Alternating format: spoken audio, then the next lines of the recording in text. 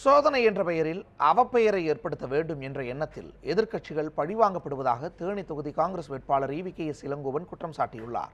மறைந்த முன்னாள் forward black பொதுச் செயலாளர் PK முக்கியாத்தேவர் பிறந்த நாளையொட்டி உசிலம்பட்டியில் உள்ள அவரது நினைவிடத்தில் EVKS இளங்கோவன் மரியாதை செலுத்தினார்.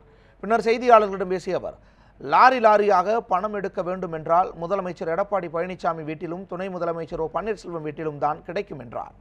மேலும் வாக்காளர்களுக்கு பணம் கொடுக்க ஆவின் பால் வாகனம், டாஸ்மாக் வாகனங்களில் பணம் கொண்டு செல்லப்படுவதாகவும் EVKS இளங்கோவன் குற்றம் சாட்டினார். ஆவின் பால் சப்ளை செய்கின்ற வாகனங்களிலும் டாஸ்மாக் விஸ்கி பிராந்தி போன்றவற்றை சப்ளை செய்கின்ற வண்டிகளிலும் கொண்டு வந்து கொண்டிருக்கின்றார்கள். இது எல்லா மக்களுக்கும் தெரிந்த ரகசியம். ஆனால் இன்னும் அவர்கள் எந்த விதமான நடவடிக்கையும் பன்னீர்செல்வம் மீது எடுக்கவில்லை என்று சொன்னால் இந்த அரசாங்கம் ஒருதலை பட்சமாக நடக்கின்றது.